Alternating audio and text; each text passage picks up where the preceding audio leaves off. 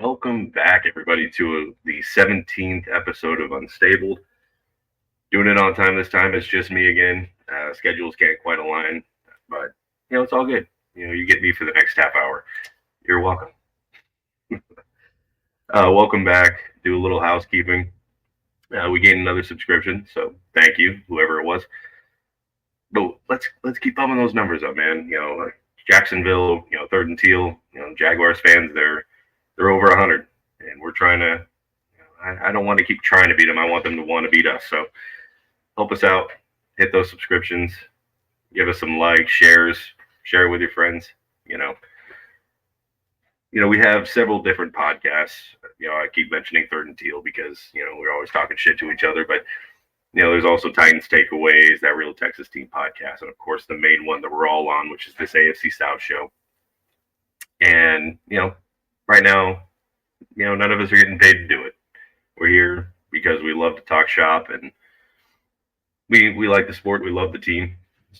We're supporting, obviously, and we like to talk football with other people, and we like to talk football with you.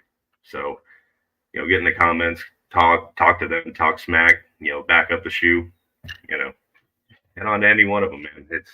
We love it. Of course, the goal is to get monetized, but we're not there. So right now, we're just kind of doing it as a hobby, and we love doing it. We want to interact with people out there, and out there in the world that have the same interest, obviously. So make sure you get on, like, share, sub, so you don't miss anything, and interact. We love to talk it. Alex, of course, who's usually on the show. He's over at Chaotically Intolerant. They put out a lot of great content, so make sure you head over there. Sign up for their newsletter. Always doing stuff. Busy guy. That's why we haven't been able to get on the last couple episodes, but I appreciate you sticking with me. It is just me, but it's me. So last week, I went through. I'm doing a top 25 all-time Colts. I did the back nine, so I did 17 through 25, and in the episode we'll go 16 to 9. I'll save the top 8 for next week's episode. And I don't know about you guys, but I'm excited. One more week until football starts, Hall of Fame game, and then I think it's until the end of December where we don't have any Thursday night football. So football's right around the corner. I'm excited. Finally, Colts just started training camp. Well, by the time this comes out, it'll have been yesterday. But training camp just wound up. I'm talking about it on a Thursday. This will drop on Friday. But training camp started for the Colts today. They reported Wednesday and started actually practicing today. Technically yesterday for you folks. But word has it that Anthony Richardson was a little spotty when he did, I guess, solo drills, whatever, kind of overzealous, overthrew. But when they went into the 11-on-11 drills, he looked great. He was, 4 for 4. They did a lot of run plays. But Richardson looked really good. And, obviously didn't miss a target. One of the position, I'm going to talk about position battles in a little bit, but one of the ones that I'm most interested in is to see if Jelani Woods can win that number 1 tight end spot. Apparently, they rotated all in with first team. I think it was between Jelani, Mo Alley-Cox, Mallory, and I think Granson all rotated in with the first teamer. So there's no really clear cut, 1 tight end right now, at least, that they're telling us. I still think it'll be Jelani. Dude's too big and too fast to not be, but we'll see. But yeah, training camp. There wasn't any huge storylines. Again, I'll get into some position battles a little bit later in the show. Not too much later. I'm really tired. It's been a long week, long day, but yeah, not too late. Well, I'll talk about it a little, like 15 minutes. I'm gonna make you stick with it. Let's see. So training camp. But yeah, no big fights. I heard Houston had a tussle between Stephon Diggs and I think their rookie corner. I can't remember his name, but they had either a big fight, small fight, depending on who you ask. But nothing, nothing too big. Shane Steichen after practice said again, just reiterating, Anthony Richardson looked great, and they're not going to limit him. Why would you limit someone that's great at running? He's a very athletic, physical quarterback. They're not going to limit him. I'm just hoping that they're a little bit smarter about how it's done. But yeah, I mean, I think they use an analogy of Steph Curry. Would you stop him from shooting threes? Yeah, but at the same time, I get it. Like, Steph Curry also doesn't get hurt a lot shooting threes. So, take it as you want. But, he's very talented, athletic. If they use the run right with him, he can stay healthy and still have that as part of his game. So, I just don't want him hurt. That's all. But as of right now, everything looks good. So, I'm happy about that. I'm excited. One thing I wanted to talk about, I saw it, and I kind of got into an argument on Facebook. I know, getting into arguments on social media, there's no real reason to it. People are going to be, confrontational and always strong-headed. I'm guilty. But someone actually said that Latu was already a bust. And that is absurd. First of all, he hasn't played it down, obviously, in the NFL. He's a rookie. Well, because he has neck injury, blah, blah, blah, blah. I don't want to hear it. These teams, franchises, however you want to say it, spend millions and millions and millions of dollars scouting talent. So if the Colts were comfortable with Latu's injury almost 3 years ago now, if they're comfortable taking him at 15, so am I.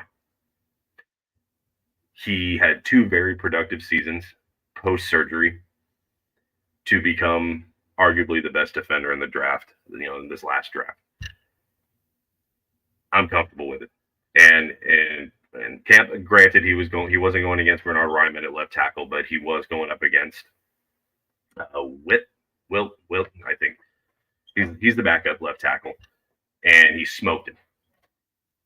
So Latu even looked great, flashed. Going up against, albeit it's like a 1 or 2 year veteran, but he smoked him, and that's what we want to see. He's not the biggest defensive end, but he's fast. He's shifty and fast. I'm hoping to he's not going to be free, but I'm hoping to kind of get that agility out of an edge that we haven't really seen much of. I think he's going to be special, and calling him a bust, what is it? Like 6 weeks before the season.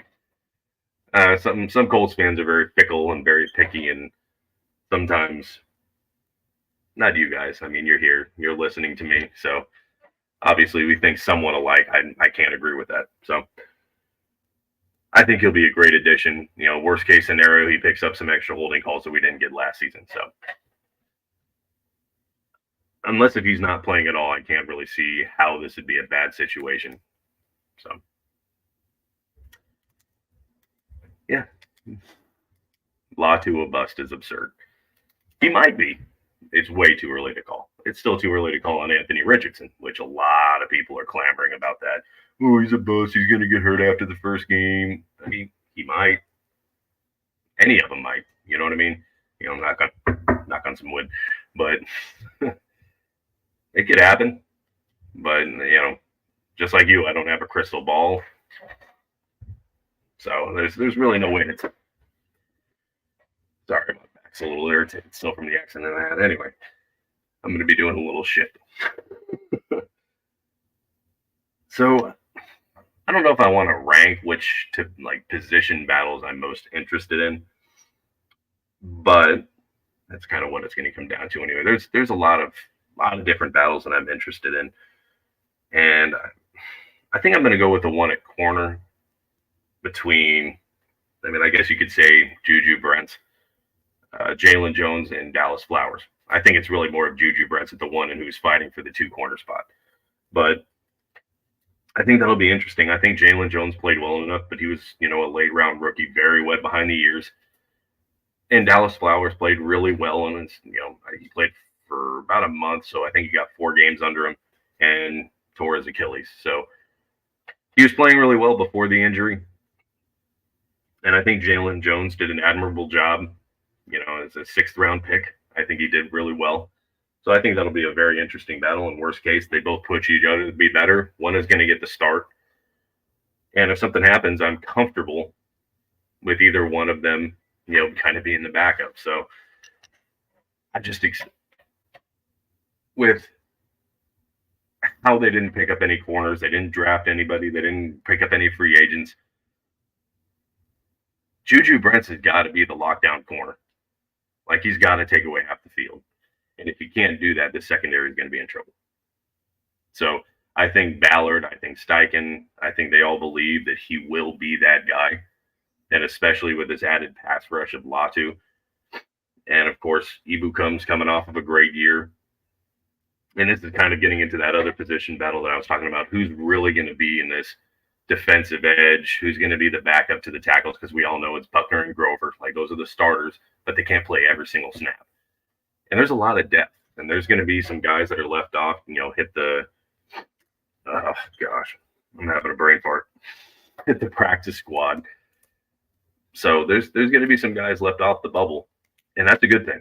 There's some good players. There's some really good depth, and competition is never a bad thing. So, but it'll be interesting to see how they deploy Latu, Kwity Paye, Ibukum, Odeingbo. Like, there's a lot of talent here. So, and that's what leads me to believe that even if someone gets hurt, God forbid somebody like Grover or Buckner or even Latu, that there's people behind them that can still do well. So I think this might be the strongest front seven in football. I'm excited to see what they do. I'm hoping that Gus Bradley changes up his defensive scheme, puts a little more pressure, alleviates that secondary a little bit. I think they kind of had the mindset of, we're not going to blitz because we need more people in the secondary. Well, they're still getting cooked, so I'd rather get cooked and, put the quarterback on his ass. I mean, if we're going to get beat, at least let's let him know we're on the field, you know what I mean? So I think that corner and how they rotate in that defensive edge, that defensive tackle, I think that'll be a really intriguing battle. And another one is probably at running back of who's going to take over that 2 spot behind, obviously, Jonathan Taylor. I think he's a top 3 running back behind, McCaffrey and Henry. So, I mean, if he's not in your top 5, I think you're incorrect. But it'll be interesting to see if it's like a 50-50 split between Evan Hull and Trey Sermon, if it mostly goes to Trey Sermon. It'll just be interesting to see, do they use a lot of 2 running back sets? Are they going to put out a lot of 2 or 3 tight end sets? It'll be really interesting to see what Steichen does, because I don't think this offense has any shortage of talent or potential. So I'm excited to see what they pull out. It'll be fun. A lot of these guys are going into at least their 2nd year. So it'll be fun. I think this it was one of the better offenses in the NFL last year, and it was with Gardner Minshew. Jonathan Taylor missed a chunk of games. Obviously Richardson missed a huge chunk of games. So if they can stay on the field together, man, it could be a lot of fun. A lot of fun to watch. And I think the other one that really interests me is Alec Pearson and Donnie Mitchell.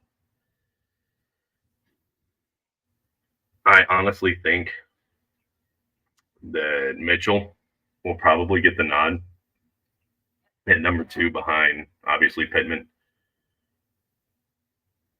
I think Pierce he's flashed. I'm not going to say he's been awful, but there's been some moments of, catches that were contested catches. I'll give him credit, but in the NFL, you make the catch. I mean, that's what separates meh from damn. Like Antonio Brown before the CTE. Like, those are catches you got to come down with. I mean, if you want to be taken seriously and you want to be targeted, you have to come down with him. I mean, that's just the end of it. He didn't really do a whole lot of damage over the middle, a little short underneath. Yeah, it seemed like he had issues getting separation. I don't think Mitchell will have that kind of problem. I really don't. I hope that if Alec Pierce, because I think Josh Downs, he's the slot, he's the guy. And it's hard to say. And I say 1, 2, 3 just because I think of the outside is 1, 2, and I think it's the slot is 3.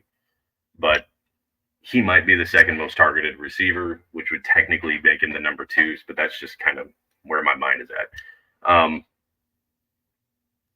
Having said that, I think Mitchell will take the 2. I hope Pierce is the 4.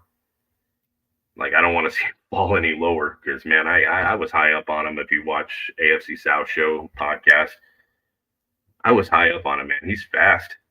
He's got a lot of speed, but it just never and I don't know if that's, Matt Ryan not being able to put air under the ball. Same thing with Minshew. They had some good plays together, and then Minshew just also seemed like he couldn't get it to him on other plays. So it's really hard to tell, if it was kind of the system that they were running just because of what the quarterback couldn't do. We all know that Anthony Richardson can get the ball down the field. We've seen him, jump back, leave his feet, toss the ball 40, 50 yards down the field. He's got a cannon for an arm. I don't think. How do I say this? I don't think that if Pierce is as good as I thought he was a year or 2 ago, Richardson should really bring it out of him. I think they're a great combination. I think Richardson has the ability to do some of that Mahomes stuff. I'm not saying he's Mahomes, but he has that ability to roll out, create more time for his receivers to get separation. He can do those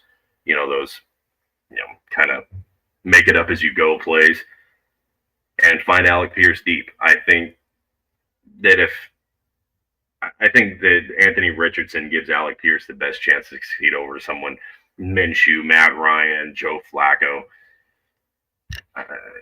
Sometimes those improv plays are ideal for a quarterback like this. So if Alec Pierce can't succeed and Richardson stays healthy, it might be time to cut those losses and stick with Mitchell. So I think that's a very interesting position battle between them two. But honestly, I feel like Mitchell will get the nod. Let me see here. We'll just get into it. We'll get into the top 25. We'll just go with it.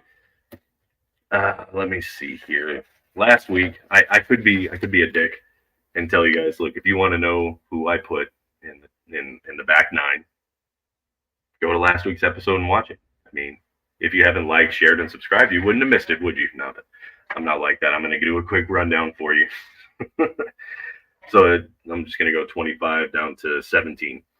So it's T.Y. Hilton, Bill Brooks, Cato June, Stokely, Adai, Kelly, Bethea, Luck, and Buckner, in that order from 25 to 17. So in this episode, I'm going to go 16 to 9. And I don't have the little thing to do the drum roll. I know it's very important. You see here. So at number 16, and this is all-time Colts. Let's see, I have my little notepad here. 16, I put Robert Mathis. At 15, I put Quentin Nelson. Let's see, 14, I put Harbaugh. Old Colts, of course, quarterback, now head coach in the NFL again. I wish him luck. I thought he was phenomenal in San Francisco. He's a really good quarterback for the Colts. He had some great moments, and we even discussed it with Alex. That Hail Mary that was almost. Yeah. So there's been a lot of almost in Colts history that kind of suck. Anyway, at 13, I put Bob Sanders. At 12, I put Marshall Faulk. At 11, I put Reggie Wayne. 10, I put Dickerson. And 9, I put Jeff Saturday. Now, the end of Jeff Saturday's career, and I'm talking about the coaching stint with Matt Ryan, was kind of a disappointment, but he was exactly what the Colts needed. Someone to continue to put butts in the seats knowing that, the wheels fell off. And he was there. He was called upon, and I really like the guy. I hope he gets back into coaching and, shows, finds success in it. And I think he's a really smart football guy. And Indianapolis loved him. I'm not going to say he's Peyton Manning, but of course it was him and Peyton for a long time. So he's one of my all-time favorite Colts, just personality-wise, and just kind of coming through when the Colts organization just needed him. No one. Let me put it like this: if you were on the Titanic and the captain was like, "I resign. I don't want to do this anymore," and they offered you the job as it's broken in half, about to sink into the iceberg, are you going to be? Yeah, I'm going to be the captain of this ship. That's what Jeff Saturday came and did with the Colts that year. Just saying it, just being as blunt as I can. That's all I've really got. I mean, training camp was great. There wasn't any fights for me to scream about. It all seemed positive. And again, if you guys agree, disagree, like my placement of my top so far, 19 to 20, or I'm sorry, 9 to 25. If you don't agree with the placement of them, comment, talk about it. We love it. This isn't a set in stone list. And eventually, all the guys from that Real Texans Team podcast, the Titans Takeaways, Third and Teal, and of course Unstable, we're going to compile all of our 25s. So we're going to make our top 100 list on the AFC South and rank them. So if you guys think that some of these names aren't where they should be, that someone should be ahead of someone else, if you can give me a good argument, I'll be more than happy to change it. But this is just my opinion of where I think they should fall. I don't have a whole lot else. It's getting a little late. I got work in the morning. It is Thursday night. Still got another early morning. So if you're still with me, like, share, sub. Go over to the other podcasts that I mentioned. Do the same. And as always, let's go Colts and be good people. See y'all next week.